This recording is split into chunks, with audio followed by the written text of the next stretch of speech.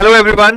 Guys, if you are preparing for RBI Grade B 2025 and if you want to know about the real study plan ऐसा जो कि सिर्फ timelines ना बताकर और भी बहुत सारी चीजें बताएं जो उस स्टडी प्लान को सक्सेसफुली कंप्लीट करने में एग्जीक्यूट करने में आपको जरूरी है, तो ये वीडियो आपके लिए है। तो इस वीडियो में हम सबसे पहले डिस्कस करेंगे कि why are we discussing about 9 month study plan and not 10 और 12 month study plan. Then we will also cover that what sequence shall be followed to cover all your subjects and when to start each particular subject, ताकि आप एक अच्छे sequence में timelines के according अपने subjects को खत्म कर पाए।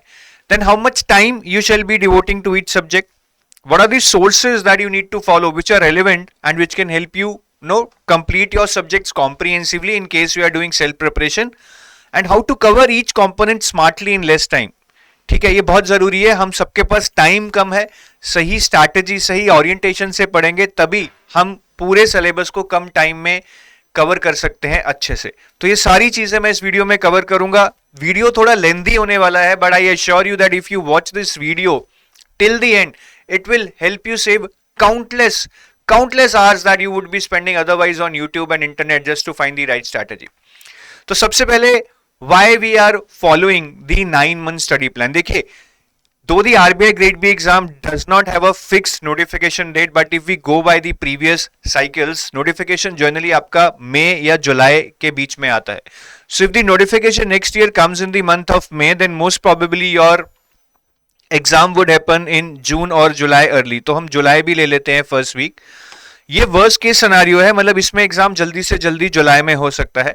And if the notification comes in से जुलाई, तो आपका जो एग्जाम है वो सितंबर में होगा राउंड अबाउट। बट हमें ये सिनेरियो के अकॉर्डिंग प्लान नहीं बनाना है। We have to go by this scenario because we shall be prepared according to the earliest date on which exam can happen. तो हम जुलाई एग्जाम लेके चल रहे हैं, तो अगर मैं अक्टूबर से लेके जून तक देखूं, या approximately 9 months, that's why we are following this 9 month study plan. Anything over and above this would be a bonus. I think you would be glad to practice more questions during that time. Now, one additional thing that I want to tell you that this study plan is not a magic wand. It will take a lot of effort, and along with effort, this very important point you shall keep in mind that this study plan will work only if you remove all the self doubt in you. अगर आप preparation कर रहे हैं लेकिन उसके बाद भी आप सोच रहे हैं कि सर सीट्स कितनी आएंगी, ग्रेड बी होगा या ग्रेड होगा, नोटिफिकेशन लेट तो नहीं हो जाएगा, then there is no point putting so much effort having all those doubts in your mind. It will just kill your productivity. And stay away from all the distractions. जो आपकी सबसे प्यारी चीज है ना, मोबाइल, जिसके साथ आप घंटों बिताते हैं, वही चीज आपको अपने आप से दूर करनी होगी to get selected in RBI. ये सुन लो, मोबाइल के साथ पढ़ोगे तो सिलेक्शन नहीं होगा, बिल्कुल भी नहीं होगा, because that is the major distraction we are having in our lifes. And I don't want you to be consistent. वो पॉसिबल नहीं है यार, हमें बीच में शादियों में भी जाना है, त्योहार भी बनाने हैं, बहुत सारी चीजें हैं, ऑब्लिगेशंस हैं, फैमिली की तरफ रिस्पॉन्सिबिलिटीज हैं। सो it's okay if you are not able to be consistent, but always learn to replan. अगर मैं आपको 9 महीने का प्लान दे रहा हूं, तो चलो आप बीच बीच में नहीं पढ़ रहे हो, चीजें डिले हो रही हैं, कम से कम रीप्लान करके उसको 11 महीने में तो कर लोगे ना। So learn to replan, if not learn to be consistent. So इन चीजों का ध्यान रखना है, तभी स्टडी प्लान काम करेगा, नहीं तो छोड़ दो, इस वीडियो को अभी छोड़ दो, आगे जाने का कोई फायदा नहीं है। सो ये स्टडी प्लान है which we have curated for you. ठीक है, we are starting from 15th of October. So हमने ब्लॉक्स में डिवाइड किया है आपके स्टडी प्लान को। You can see that this is your block 1, this is your block 2, this is your block 3, this is your block 4 and this is your block 5. So breaking it into blocks will actually help you to focus on certain areas in every block. हम हर block में phase 1 और phase 2 को इकट्ठे पढ़ रहे हैं और कुछ लिमिटेड सब्जेक्ट्स पे फोकस कर रहे हैं। तो जैसे पहले 6 वीक्स में we are trying to focus on management and reasoning along with answer writing. Then in the second block for the next 10 weeks we are trying to focus on finance and quant. These are a bit lengthier subjects. Then in the block 3 for 4 weeks we are trying to focus on ESI and descriptive English. So like this we have divided your whole preparation into blocks, because when we start everything at one go we feel overwhelmed and we are not able to complete anything. So instead focus on limited elements, उसको करो, motivation लो, next elements पे जाओ, let's make it a good circle for us, जिससे हम चीजें complete कर next चीजों पे जाएं और मोटिवेशन लें। और इस स्टडी प्लान में माय एक्सपेक्टेशन इज कि आप 4 घंटे पढ़ो daily, Monday to Saturday. Weekdays में टाइम नहीं है तो वीकेंड्स पे ज्यादा पढ़ो। And keep your Sundays as buffer और फॉर रिवीजन। संडेज का शेड्यूल आप इसमें मत जोड़िए, उसको आप रिवीजन या बफर के लिए ही रखें। और इस प्लान में जैसा मैंने बोला, ब्लॉक्स में हम 2 सब्जेक्ट्स एट अ टाइम करेंगे। आप ऑर्डर जरूर चेंज कर सकते हैं। If somebody wants quant here, reasoning here, you can do, but timelines फिर फर्स्ट ब्लॉक में अगर आप क्वांट कर रहे हैं तो 10 वीक क्वांट को उतने ही देने पड़ेंगे। And you can customise this based upon your needs. कोई यूपीएससी बैकग्राउंड से है तो उसको कहीं और फोकस करना है, कोई नॉन फाइनेंस बैकग्राउंड से है तो उसको कहीं और फोकस करना है। You can always customize this. And we are focusing on parallel revision in which we want you to revise parallelly whenever you are reading new content. तो यहाँ पे आप देखेंगे मैंने हमेशा रिवीजन को डाला है। I know it would be very tough to find time for revision, but you would have to manage it. नहीं तो सारा जो आपने एफर्ट डाला होगा वो पानी हो जाएगा। और हम फेज 1 फेज 2 को साइड बाय साइड कर रहे हैं। In every block you would see there is a kind of 1 subject for phase 1 and 1 subject for phase 2 as much as possible. कहीं पे शायद एक ही फेज के दोनों सब्जेक्ट्स भी करने पड़ेंगे। और आंसर राइटिंग प्रैक्टिस पे फोकस करना है। If there is one thing which is very crucial for your selection, हालांकि फेज 2 तक बहुत कम लोग पहुंचेंगे, लेकिन जो फेज 2 तक पहुंचेंगे वो जाकर यही रियलाइज करेंगे कि अगर उन्होंने किसी चीज में सही से तैयारी नहीं की है तो वो आंसर राइटिंग है। It has to start from day 1। You cannot delay. No, trust me, it's a skill which needs to be developed over a period of time. Content आप पढ़ते रहेंगे बट इस स्किल को साथ साथ में डेवलप करना पड़ेगा। So let's start with the further elaboration of this plan. As I promised you के हर कंपोनेंट को कैसे पढ़ना है, किस ओरिएंटेशन से पढ़ना है, किन सोर्सेज से पढ़ना है, that will also be discussed in this video. तो सबसे पहले हम मैनेजमेंट के साथ डिस्कस करते हैं। मैनेजमेंट में एक टारगेट स्कोर क्या होगा? एक अच्छा टारगेट स्कोर आपके लिए होगा 40 आउट ऑफ 50 या 45 out of 50। I would love you to get 45 out of 50, but if not, then 40 is the bare minimum. Management is very scoring. ये मैनेजमेंट का सिलेबस है that you can see on your screen right now. The yellow highlighted elements are the main chapters of your syllabus which you will find in any of the course or the standard books. तो मैंने यही map किए हैं यहाँ पे। ये सारे chapters हैं जो आपके सिलेबस में है।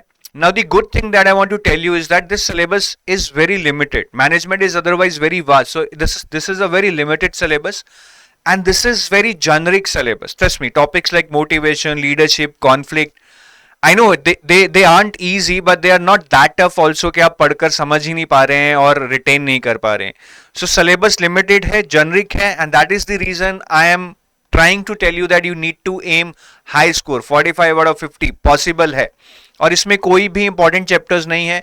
मैं तो कह रहा हूँ इसको पढ़ने के बाद कुछ एक्स्ट्रा भी पढ़ लो ताकि कोई इधर उधर से क्वेश्चन आए, so you are able to tackle it. So there are no important chapters, everything is important.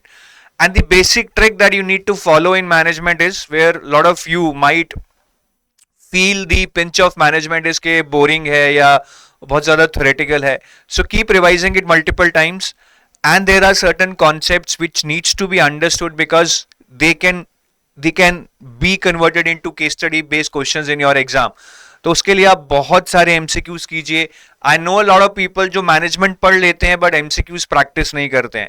करने पड़ेंगे to ensure that you score that 45 out of 50. Trust me. तो इसको आप बिल्कुल भी नजरअंदाज मत कीजिए, सिर्फ पढ़ने से नहीं होगा. ये MCQs आपको करने पड़ेंगे और ये आप चैप्टर वाइज MCQs कीजिए, कहीं से भी अरेंज कीजिए, but you need to do chapter wise MCQs to make sure that you are developing good understanding of this concepts. अगर मैं डिस्क्रिप्टिव की बात करूं, डिस्क्रिप्टिव में क्वेश्चंस कुछ अलग नहीं आते हैं.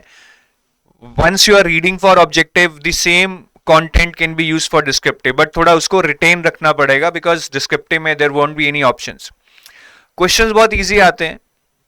Many of the questions you will find in the exam are directly now related to syllabus tags. जैसे कि identify barriers to interpersonal और impersonal communication. तो यहाँ पे सीधा सीधा tag है, अगर आप देखेंगे barriers to communication. तो अगर आप बैरियर्स टू कम्युनिकेशन के बारे में कुछ भी पढ़ गए, you would be able to easily answer this question. Similarly, what is a code of conduct, how it is implemented in an organisation. तो बहुत सीधा सा क्वेश्चन है, ये आपका एथिक्स से है. यहाँ पे एथिक्स का अगर आप देखेंगे, ये कोड ऑफ कंडक्ट, ऐसे सीधा दिया हुआ है, अगर आप कोड ऑफ कंडक्ट के बारे में कुछ भी पढ़ जाएंगे तो इस टाइप का क्वेश्चन आप कर पाएंगे। तो क्वेश्चन स्ट्रेट फॉरवर्ड है, बट हाँ, इन क्वेश्चंस को अगर आप अच्छे से लिखना चाहते हैं, so I would recommend that you ensure that you are able to put some real life examples। जैसे आप barriers to communication का example देंगे, तो give an example of some organization where this barriers hampered their growth or otherwise led to some problem। Code of conduct में तो बहुत सारे example हैं, हम देखते हैं कि बहुत सारी कंपनीज में एथिकल मिसकंडक्ट होते हैं, तो ऐसे एग्जाम्पल्स देके we can actually garnish our answer and we can fetch more marks as compared to our competitors.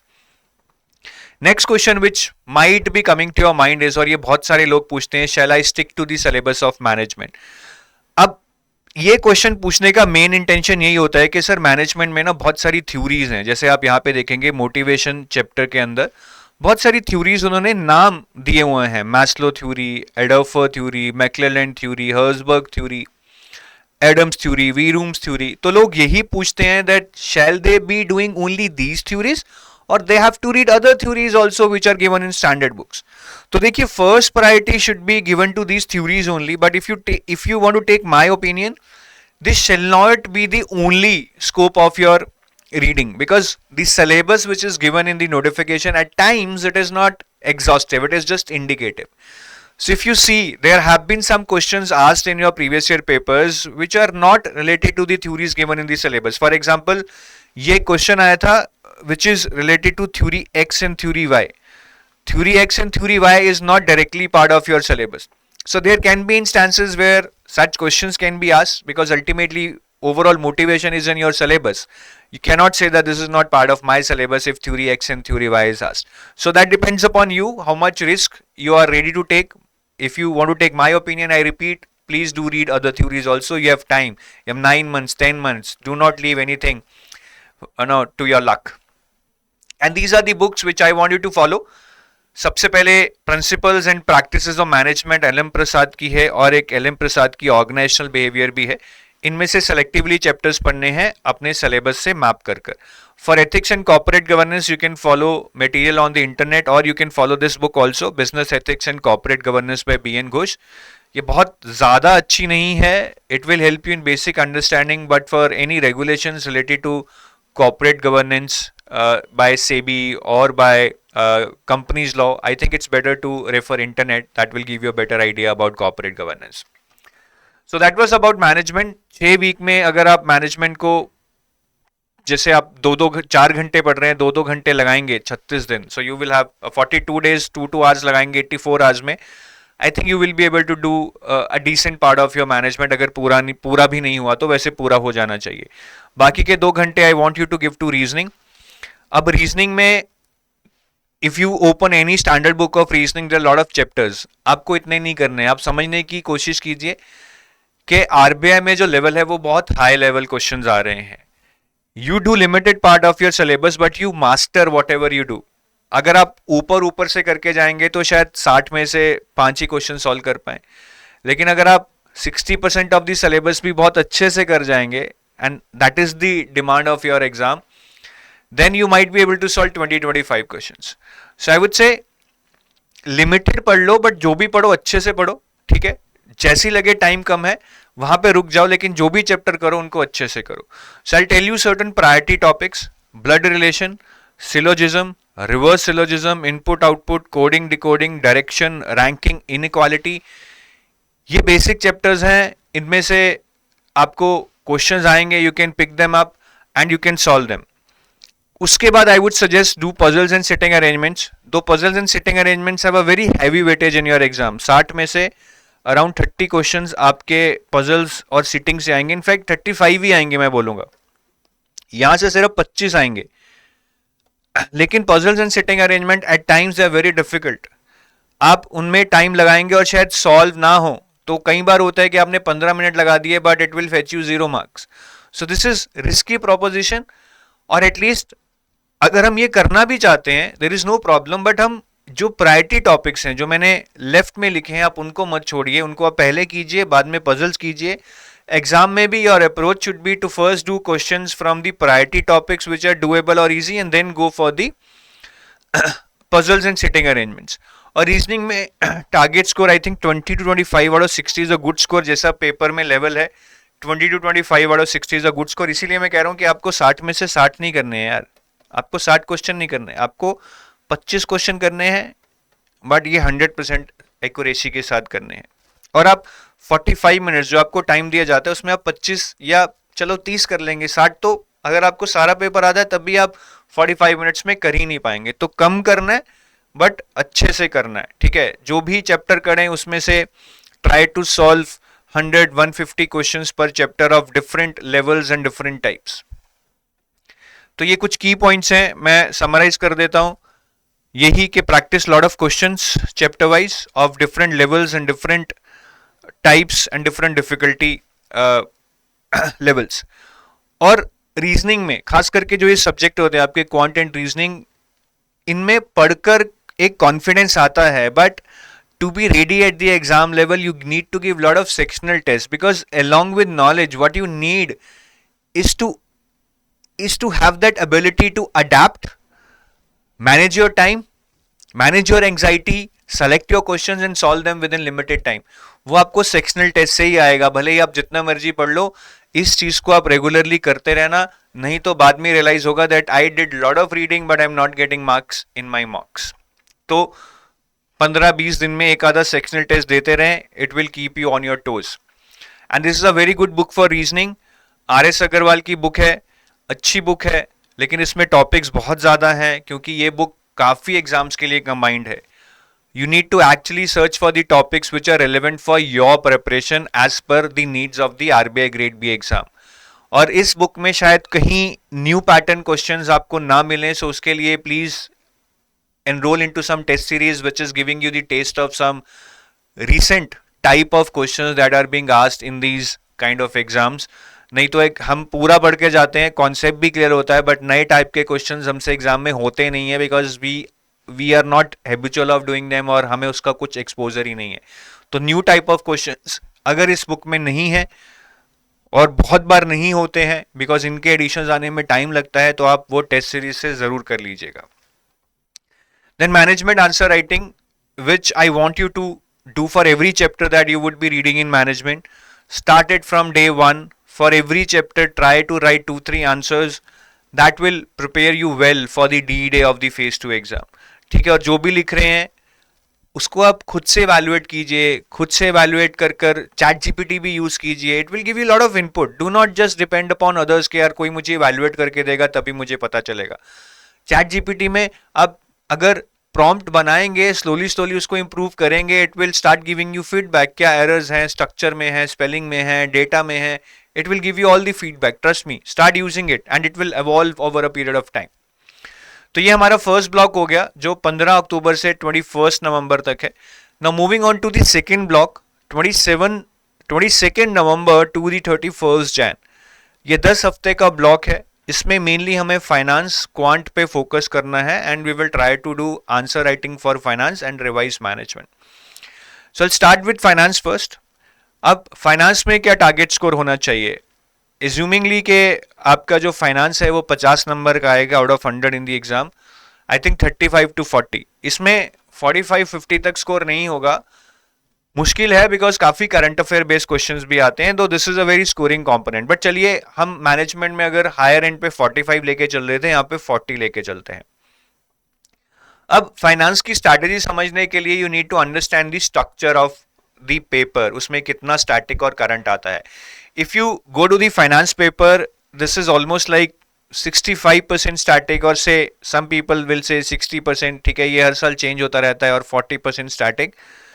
But the point is that static has a more weightage, and out of this 50 marks which is asked in your paper, around 25 would be in objective and 25 would be in descriptive, just a rough idea. Out of this objective 25 marks, जो objective paper होगा उसमें ज़्यादा static आता है, around 17 to 18 marks, rest would be current around 8 marks. ये historically है, changes in future you never know. Descriptive में भी जैसे 2023 में तो it was all current, all the 3 questions were current, but normally एक आधा स्टैटिक आता है, बाकी करंट आता है। That's why I put around 10 marks for static and 15 marks for questions based on current affairs. मैं यहाँ पे करंट की स्ट्रैटेजी बताऊंगा आपको, बट आपको करंट अफेयर्स अभी पढ़ने नहीं है इस टाइमलाइन में। जो मैंने ये टाइमलाइन बताई है 22 November to 31 Jan, do not start with the finance current affairs, though I am telling you the strategy here, but that just for understanding. Current affairs हमें यही पढ़ने हैं यहाँ पे इस ब्लॉक में, ठीक है। तो मैं स्ट्रैटेजी यहां बता रहा हूं because it gels with your finance paper, but we have to implement that strategy here in this block. तो सबसे पहले हम ऑब्जेक्टिव में स्टैटिक की बात करते हैं कि जो ये 17-18 मार्क्स का पेपर आएगा, इसके लिए हमें पढ़ना क्या है। So finance has a very vast syllabus, but if you see historically again, there are certain chapters which are conceptual and certain chapters are theoretical. So जो conceptual chapters में है उसमें से ज़्यादा objective based MCQs पूछे जाते हैं, जैसे कि income statement, balance sheet, cash flow and ratios, primary and secondary markets, risk management, inflation, derivatives, bonds, functions of RBI, fiscal policy, financial institutions. अब ऐसा नहीं है कि बाकी चैप्टर्स में से ऑब्जेक्टिव क्वेश्चंस नहीं आएंगे, आ सकते हैं, but they are theoretical. Anyways आप उसको पढ़ेंगे तो कर ही लेंगे। These are the main chapters which might contribute more marks and which require a good understanding from you. और आपको सिर्फ बेसिक न्यूमेरिकल करने हैं, ठीक है। जो भी आपके चैप्टर्स हैं, income statement, balance sheet, cash flow, ratios, इनमें बेसिक न्यूमेरिकल्स करने हैं। न्यूमेरिकल्स वैसे आ नहीं रहे हैं आजकल, पिछले 3 साल में सिर्फ 1 नंबर के न्यूमेरिकल आए हैं, but we still need to be prepare for any eventuality, जिसके लिए मैं बोलूंगा कि आप बेसिक फॉर्मूला बेस्ड न्यूमेरिकल्स कर लें। और जो ये ऑब्जेक्टिव में करंट अफेयर्स आ रहे हैं आपके 8 मार्क्स के लिए, इसका क्या ब्रेकअप है? इसमें सबसे जरूरी नंबर 1 प्रायोरिटीज आरबीआई नोटिफिकेशंस। जो भी आरबीआई के नोटिफिकेशंस हैं, सर्कुलर्स हैं, प्रेस रिलीजेस हैं, उसमें से काफी क्वेश्चंस पूछे जाते हैं। फिर सेबी का कोई मेजर डेवलपमेंट हो गया कैपिटल मार्केट्स में, उसका भी काफी प्रोबेबिलिटी रहता है। फिर मिनिस्ट्री ऑफ फाइनेंस ने कुछ निकाल दिया, जैसे कि union budget ministry of finance निकालती है, वो भी इंपॉर्टेंट रहता है, ठीक है। यूनियन बजट और इकोनॉमिक सर्वे मैं सेपरेटली तो बोलता ही हूं because they are very important and they are always important when they are release near to your exam. मतलब अगर एग्जाम जून में हो रहा है तो इंपॉर्टेंट होंगे, लेकिन अगर सितंबर में हो रहा है तो शायद लेस इंपॉर्टेंट होंगे, क्योंकि बजट फरवरी में आया था, एग्जाम थोड़ा दूर जाकर सितंबर में हो रहा है। So the near the exam is happening to the release date of budget, the more important the budget and the economic survey would become. तो ये 4 चीजें हैं जो हमें यहाँ पे करनी है, 2, 3, 4। एंड इसके अलावा देर आर सर्टन रिपोर्ट्स। एक यूनियन बजट तो हो ही गई जो मैंने आपको यहाँ बताई थी। Then there are certain reports by RBI which are very very important again. Annual report by RBI, reports on trends and progress in banking industry by RBI, financial stability report by RBI and currency and finance report again by RBI. ये चारों report आपको करनी है, RBI की website पे available रहती हैं। और मैं बता तो ऑब्जेक्टिव के लिए रहा हूं, but these are also important for your descriptive paper because straight descriptive questions have been asked in the past year papers of RBI grade B. और जो ये सारे करंट अफेयर्स हैं, ये 1, 2, 3, 4 जो मैंने बताए हैं, you have to read them for 6 to 8 months. मतलब 6 months is the bare minimum, but if you can read, I would suggest go for 8 months also. उसके बाद भी जाना चाहते हैं तो जाओ if you have time, but maximum till 12 months. But 6 to 8 months is fine. उससे ज्यादा पढ़ना मुश्किल हो जाता है। Now coming on to the descriptive, ठीक है, इसमें स्टैटिक का शायद एक क्वेश्चन आपको आ जाए। अब इसके लिए क्या पढ़ना है? से आई told you certain chapters for your objective preparation, तो ये तो आपके हो ही जाएंगे, ठीक है। इसमें से शायद डिस्क्रिप्टिव क्वेश्चन आ जाए, बट इसके अलावा जो बाकी चैप्टर्स हैं, जैसे कि फाइनेंशियल इंक्लूजन है, ऑल्टरनेट सोर्सेज ऑफ फाइनेंस है, डिजिटल बैंकिंग है, I have not included them for your objective reading, but are they important for descriptive? The answer is yes, ठीक है। तो आपको स्टैटिक जो क्वेश्चन आपका डिस्क्रिप्टिव में आएगा, उसके लिए जो सारे चैप्टर्स हैं वो एटलीस्ट हाई लेवल पे पढ़ने पड़ेंगे, so you are not blank जब आपको वो क्वेश्चन एग्जाम में आए। और करंट अफेयर्स बेस्ड जो डिस्क्रिप्टिव क्वेश्चन आते हैं, as I told you, they can either be from these 3-4 reports और they can be mainly based on the hot topics in the financial sector for which you will find editorials in the leading newspapers. Finance के लिए editorial पढ़ने हैं, best newspaper है life mint, ठीक है। तो editorials पढ़कर हमारी करंट अफेयर बेस्ड डिस्क्रिप्टिव की भी तैयारी हो जाएगी। We are also having this perspective 360 degree sessions which are current affair based descriptive writing sessions. इसमें हम आपको recent current affair based descriptive writing के जो सेशंस हैं, करंट अफेयर बेस्ड जो टॉपिक्स हैं उन पे आंसर राइटिंग करवाते हैं। तो ये सर लेते हैं हमारे जसकरण सर, ठीक है। तो ये आप हमारे चैनल पे प्लेलिस्ट जाके देख सकते हैं, perspective 360 degree. I think this happens every Monday Wednesday Friday 5 PM, या फिर ट्यूसडे थर्सडे सैटरडे होगा, वो आप चैनल पे जाकर देख सकते हैं। Now moving on the books for finance. Finance में स्टैटिक पार्ट के लिए there are no standard books, ठीक है, बट हाँ ये दो किताबें आप देख सकते हो, principles and practices of banking and bank financial management. They are not that good, but they will at least give you peep into the main subtopics that are under the topics given in your syllabus. तो एक index मिल जाएगा which you can further search on Google. Indian Economy by Ramesh Singh, economy की book है, but finance में कुछ topics हैं जैसे कि financial inclusion, inflation, union budget, functions of RBI, which are also available in this book, ठीक है। और सभी बुक्स का रिसेंट एडिशन लीजिएगा। This might not be the recent edition which I am showing you right now. And Bharati Pathak की Indian financial system आती है, बहुत बल्कि बुक है, it's not that relevant for your exam. I would not suggest it because most of you would have time constraints. और RBI की website पे कुछ FAQs हैं, वो भी आप पढ़ सकते हैं, उसमें से भी आपको काफ़ी अंडरस्टैंडिंग मिल जाएगी on the topics which are part of your syllabus. और करंट अफेयर्स की बात करूं तो मैंने आपको कुछ करंट अफेयर के एरियाज बताए थे। RBI नोटिफिकेशंस के लिए RBI वेबसाइट पे जाइए, बिल्कुल फ्री है। सेबी की कोई न्यूज़ है इंपॉर्टेंट तो उसके लिए आपको लाइव मिंट पढ़ना पड़ेगा, लाइव मिंट से मिलेगी। मिनिस्ट्री ऑफ फाइनेंस की कोई न्यूज़ है वो भी उसके लिए लाइव मिंट पढ़ना पड़ेगा। Union budget and economic survey would be available on PIB। There is a summary of union budget and economic survey available on PIB, या वहां से पढ़ सकते हैं। That is more than enough. और जो ये सारी रिपोर्ट्स बताई हैं मैंने आपको फर्स्ट 4 करंट अफेयर्स में, ये सारी आपकी RBI वेबसाइट पे अवेलेबल है। और यूनियन बजट आपका मैंने बताया जैसे PIB पे अवेलेबल है उसका समरी। तो that's about finance. Now moving on to the quant portion. Quant में आपको पेपर में 25 मिनट्स दिए जाते हैं, 30 क्वेश्चंस आते हैं which are really of high level. Quant is one of the main sections where most of the people in spite of working hard are not able to clear the exam, क्योंकि उनका quant में cut off clear नहीं होता है। तो quant में ज्यादा high target मत रखिएगा। आई वुड से 8 और 10 out of 30 is a good score. बहुत अच्छे हैं तो 15 का टारगेट रखिए, बट एन एवरेज पर्सन को 8 या 10 का टारगेट रखना चाहिए। तो अगेन क्वांट में मैं सेम ही स्ट्रैटेजी बोलूंगा, do not try to cover every topic के मेंसुरेशन भी करनी है, प्रोबेबिलिटी भी करना है, because first of all this is just qualifying in phase 1। But qualifying होने में ही अपने आप में पहाड़ है, क्योंकि पेपर मुश्किल आता है और लोगों का क्वांट वीक है। तो मैं सर्टेन प्रायोरिटी टॉपिक्स बताऊंगा, वो आपको अच्छे से करने हैं। Time and work, time speed and distance, percentages, ratio proportion, number series, quadratic equations, profit and loss, interest and data interpretation. ये कुछ 9 चैप्टर्स हैं जो आपको अच्छे से करने हैं। एंड मैंने इसे अच्छे से करने हैं, आपको इन टॉपिक्स में बहुत सारे प्रैक्टिस क्वेश्चंस करने हैं। मिनिमम आई वुड से 200 to 250। इतना प्रैक्टिस करेंगे तभी एग्जाम में 3-4 मिनट में क्वेश्चंस बन पाएंगे।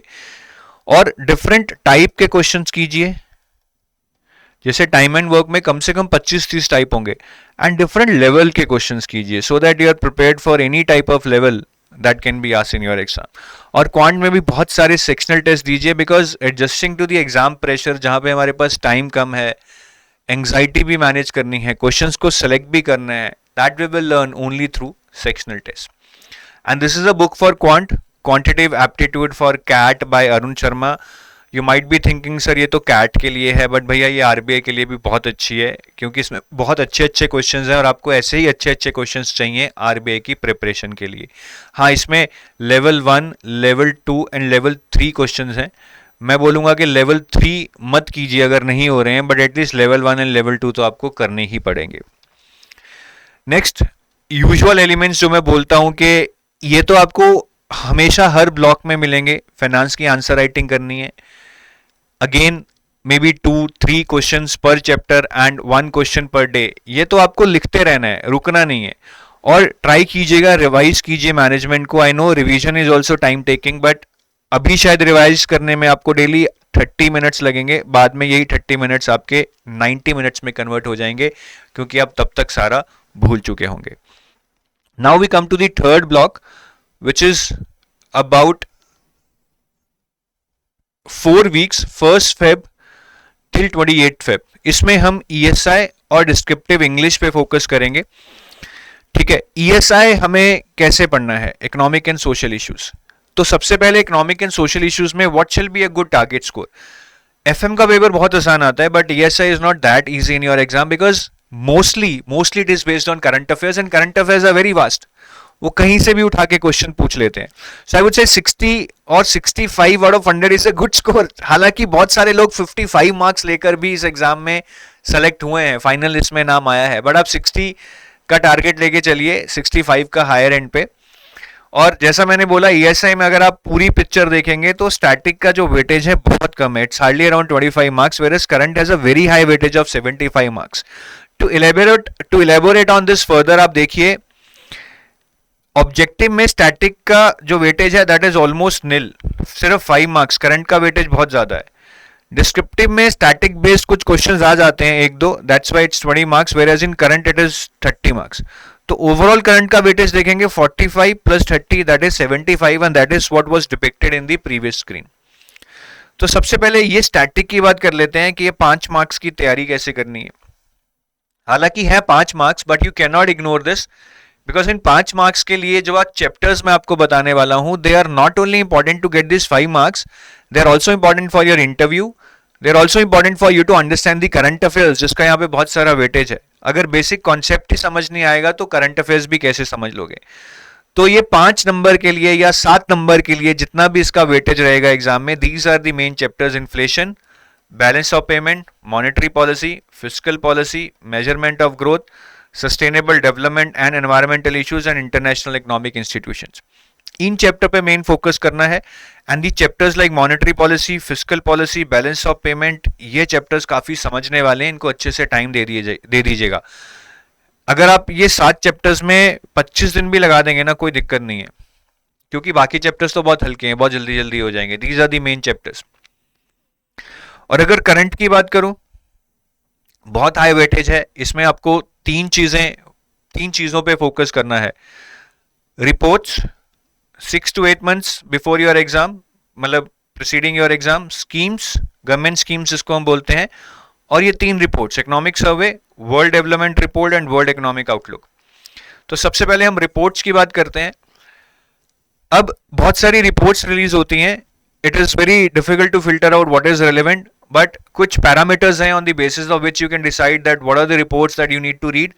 सबसे पहले, read reports which are mapped to your syllabus. For example, report आ गई है मनरेगा पे, इंपॉर्टेंट है क्योंकि MNREGA is kind of employment generation opportunity.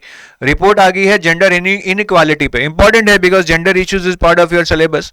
Report आ गई है फार्मर सुसाइड पे, इंपॉर्टेंट है because agriculture is part of your syllabus. I am just giving you examples. There can be 100 other reports which can be mapped to your syllabus. And apart from your syllabus, there are certain topics like road, rail, water, housing, which are basic needs of any human. वो directly syllabus में नहीं है, but this can be kind of mapped to social justice और human development. ठीक है, हालांकि ये I think human development अभी निकाल दिया गया है सिलेबस में से, but still this is kind of part of your syllabus indirectly, I would से. और जब भी आपको रिपोर्ट्स पढ़नी है on each topic, maybe on poverty there are 100 organizations which are releasing their reports because poverty is such an important element of our society. But क्या आपको सारी reports पढ़नी है? Answer is no. You just focus on the reports by international and national organizations of stature, जिसमें UNICEF, IMF, World Bank, मतलब जो भी बड़े बड़े नाम हैं, United Nations, UNESCO, OECD, ADB, NITI Aayog, RBI, ministry of finance, ये जो बड़े बड़े नाम हैं, आपको इन पर फोकस करना है. इनकी रिपोर्ट्स को ज्यादा प्रायोरिटी देनी है, इनकी रिपोर्ट्स को ज्यादा अच्छे से पढ़ना है.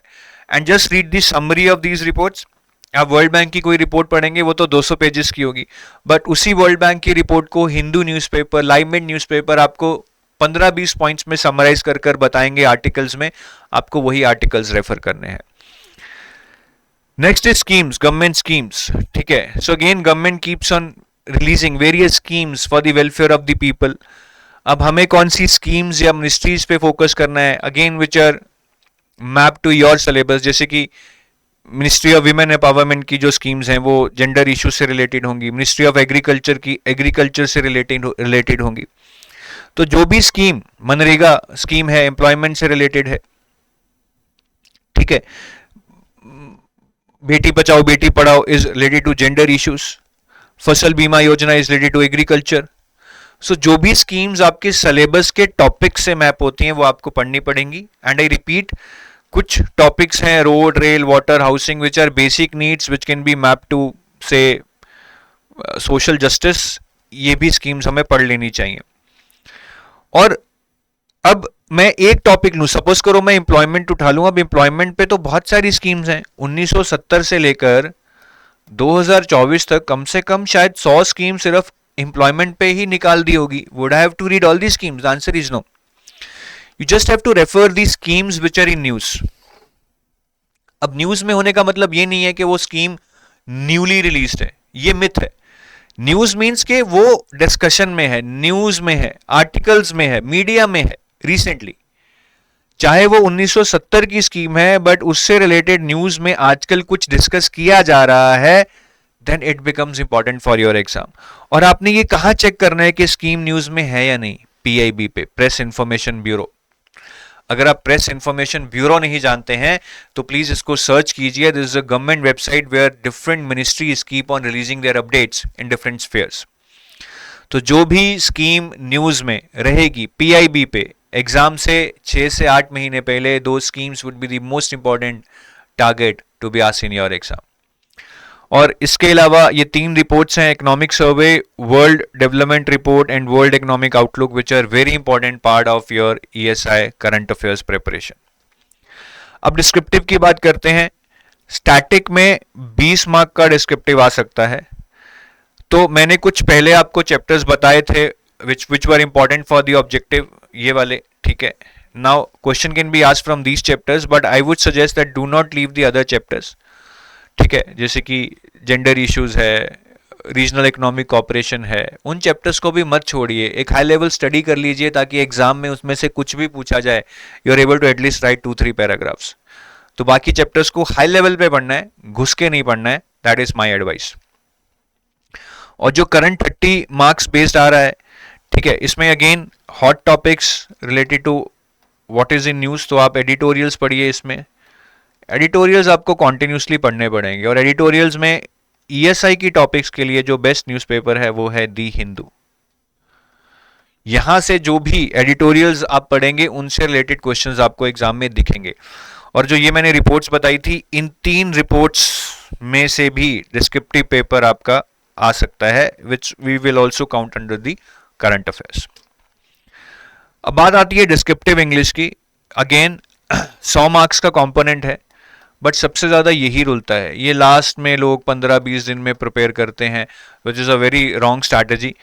इस 100 मार्क्स को हम बहुत अच्छे से कैप्चर कर सकते हैं अगर हम इसमें 70 से 75 मार्क्स लें। ट्रस्ट मी, ESI में आपको 60 से 65 कह रहा था, इंग्लिश में with half of the effort you can score 70 to 75 marks, but कोई करता नहीं है क्योंकि इंग्लिश का कोई सिलेबस नहीं है। तो हमें एक ईजी फील होता है कि ये तो कर ही लेंगे, लिख ही लेंगे।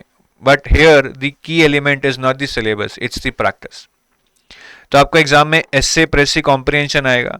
आप सबसे पहले उसके बेसिक रूल समझ लो, ठीक है। और उसके बाद आप एडिटोरियल्स, जो मैं आपको बार बार सजेस्ट कर रहा हूं, you need to read, I hope you would be reading. Even in descriptive English मैं आपको बोलूंगा कि आप एडिटोरियल्स पढ़ो। किसके? हिंदू एंड लाइवमिंट। ऑल्टरनेट पढ़ लो। हिंदू आपको ESI के एडिटोरियल्स में हेल्प करेगा, लाइवमिंट आपको फाइनेंस रिलेटेड एडिटोरियल्स में हेल्प करेगा। हर रोज पढ़ लो, ऑल्टरनेट डे पढ़ लो, एज यू गेट टाइम, ठीक है। और उसको अपने वर्ड्स में लिखना शुरू करो। This will not only help you remember what you read, this will also help you in your answer writing. और उसको इवैल्यूएट करो, सेल्फ इवैल्यूएट करो, grammarly.com पे ले जाओ, ChatGPT से करो। और इससे होगा क्या? You will get to know about your errors. जैसे ग्रामरली विल टेल यू कि भैया क्या पंक्चुएशन एरर्स हैं, क्या स्पेलिंग एरर्स हैं, क्या ग्रामर एरर्स हैं।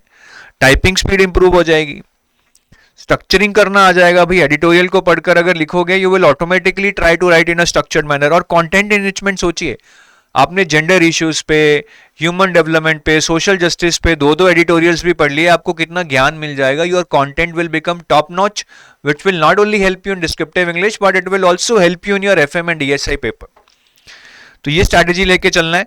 और ESI की आंसर राइटिंग जो हम यहाँ पढ़ रहे हैं ये करनी है या एडिटोरियल बेस करनी है, ठीक है, बोथ थ्योरेटिकल और करंट बेस साथ साथ चलानी है और 1 आंसर पर डे लिखना है एंड फाइनेंस को रिवाइज करना है. अगेन मन में यही आएगा कि नहीं बाद में कर लेंगे, but try to give half an hour a day, it will save you at least 1 hour later, because यहाँ पे अगर आपने साथ की साथ रिवाइज कर लिया ना, it will go into your permanent memory.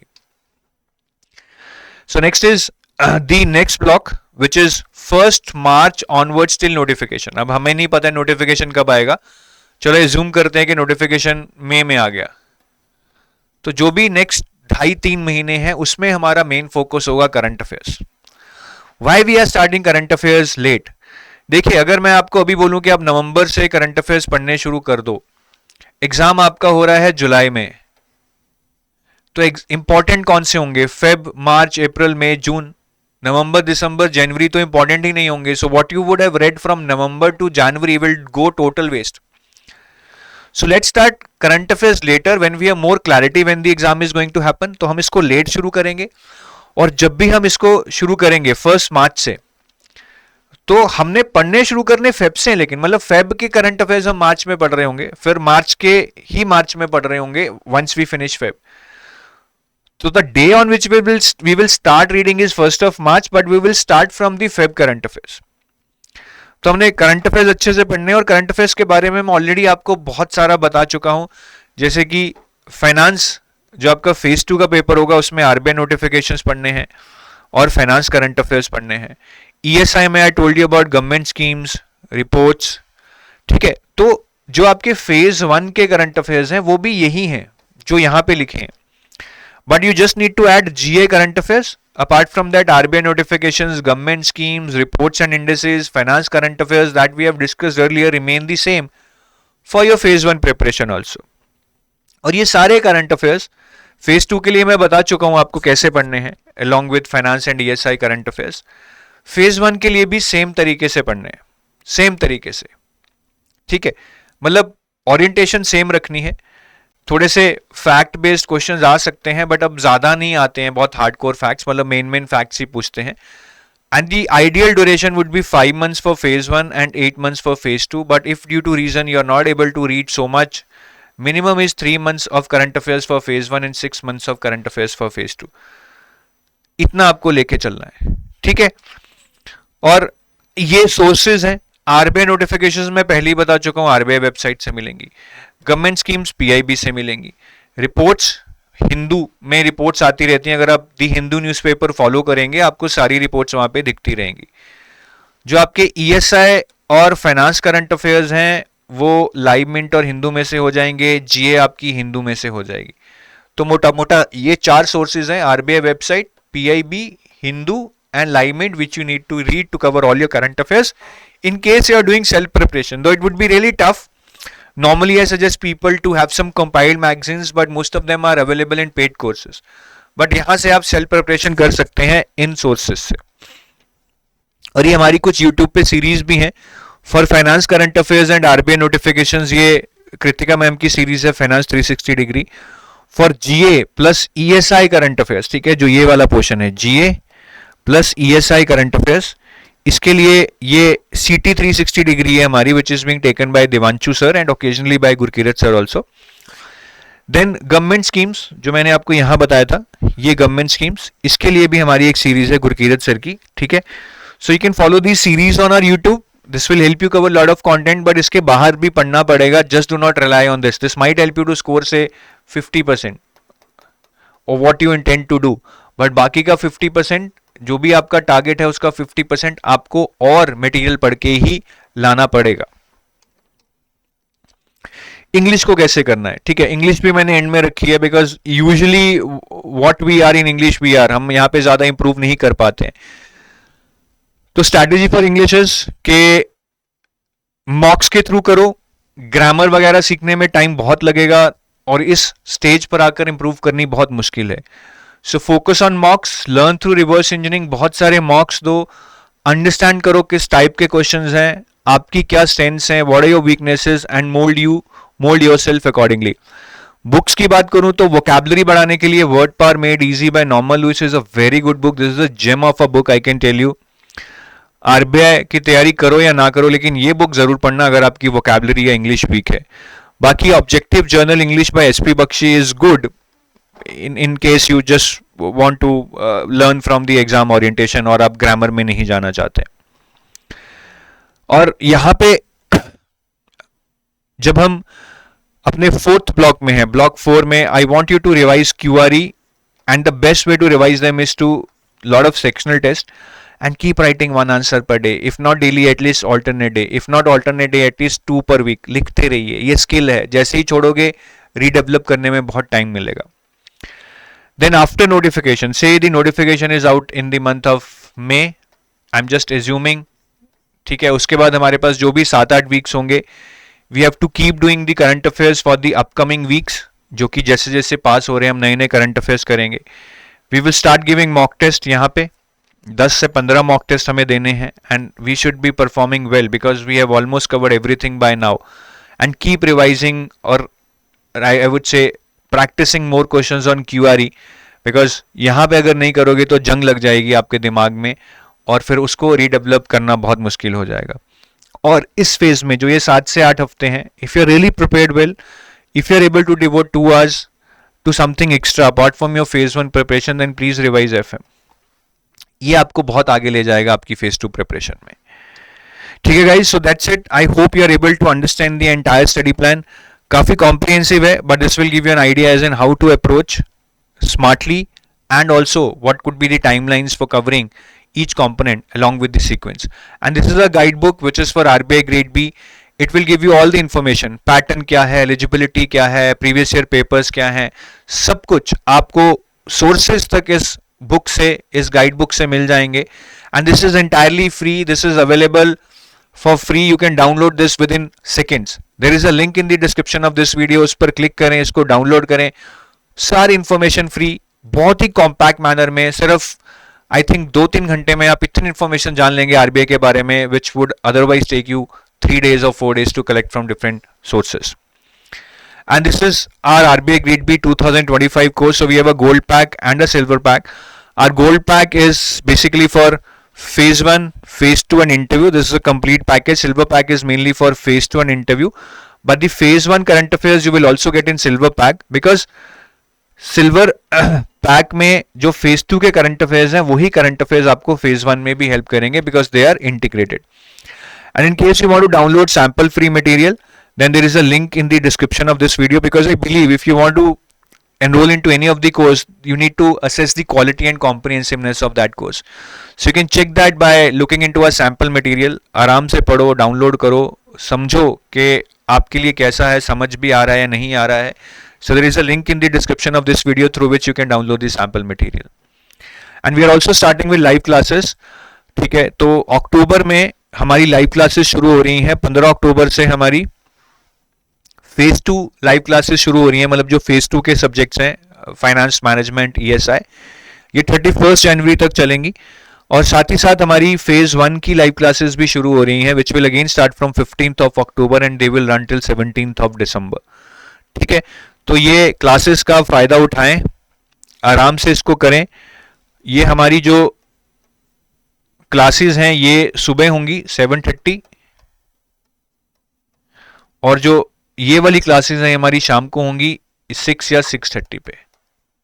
ठीक है, तो शायद थोड़ी मुश्किल आए 2-2 क्लास लगाने में, बट ट्रस्ट मी, ये 15 अक्टूबर को अगर आप शुरू करोगे ना, by the time you reach 31 January आप एक राउंड सब कुछ पढ़ चुके होगे। Then it would be about going for that extra mile, revising it, practising it and going for the kill.